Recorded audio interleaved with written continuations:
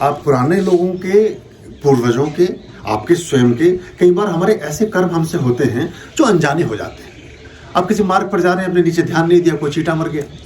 आपने वो गाड़ी चला रहे थे बहुत वेग से, आप उस समय संभल नहीं सकते थे, वो कुत्ता या कोई जानवर आपके सामने आ गया, कुछ और हो गया, आपके किसी पूर्वज से हो गया। जब पूर्वजों की संपत्ति के हम वारिस होते हैं तो उनकी विपत्तियों के भी वारिस होते हैं। उन्होंने जो कर्मास की है उसके भी वारिस तो हम ही हैं।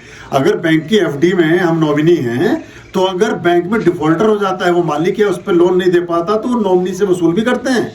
कि नॉमिनी में इस बात के नहीं थे कि प्रॉफिट लेंगे, आपको भरना भी पड़ेगा, तो हमें भरना भी पड़ता है। तो क्या करना है? हे परमात्मा, मेरे समस्त जन्मों के और इस जन्म के पाप कर्मों का क्षय हो। और इसके साथ दूसरी बात क्या बोलनी है? हे परमात्मा, या हे दिव्य ऊर्जा, या हे माता रानी, या जो भी आप जिसको भी मानते हैं, हे परमात्मा, मेरे समस्त जन्मों के और इस जन्म के पुण्य कर्मों का उदय हो। हे परमात्मा, मेरे समस्त जन्मों के और इस जन्म के पुण्य कर्मों का उदय हो। अब आपने ब्रह्मास्त्र छोड़ दिया है ब्रह्मांड में, सारा खेल डिटर्मिनेशन का है। एक सुप्रीम कोर्ट का चीफ जस्टिस खड़ा होता है और वो कहता है कि वो शपथ दिलाता है कि मैं द्रौपदी मुर्मू या मैं नरेंद्र दामोदर दास मोदी। अब वो क्या सिर्फ संकल्प हो रहा है, कहीं कोई जमीनें गिरवी नहीं हो रही है, कहीं किसी की जमीन की रजिस्ट्री एक दूसरे के नाम हो रही है, संकल्प हो रहा है। वो संकल्प पे एक सिग्नेचर हो गया, उनका आधार कार्ड पंच हो गया, और वो देश 150 करोड़ लोगों के भाग्य के विधाता हो गए। 150 करोड़ लोगों की किस्मत का नियंता हो गया आदमी। एक संकल्प को भी सिंचित करते ही कुछ भी बिगाड़ बना सकते हैं, और उतने वर्षों में पूरे देश को ऊपर नीचे कहीं भी कुछ भी कर सकते हैं। और ऐसा हुआ है, जब महान शासक मिले हैं तो देश ने बहुत प्रगतियां की।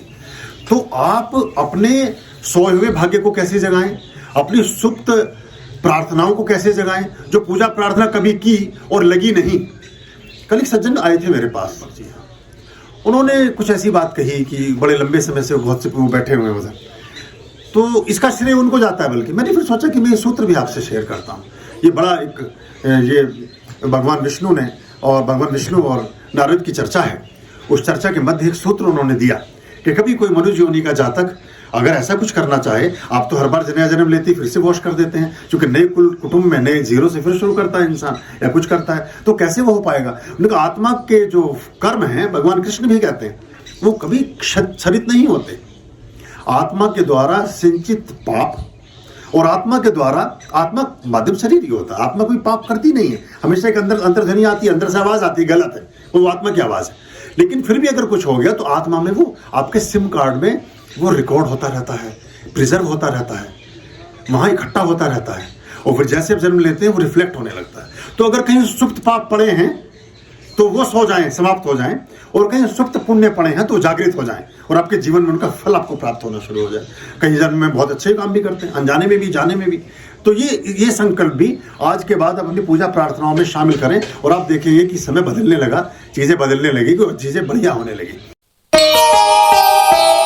आर्यं शरणं शुभमस्तु, संभव करणं अरमस्तु। आर्यं शरणं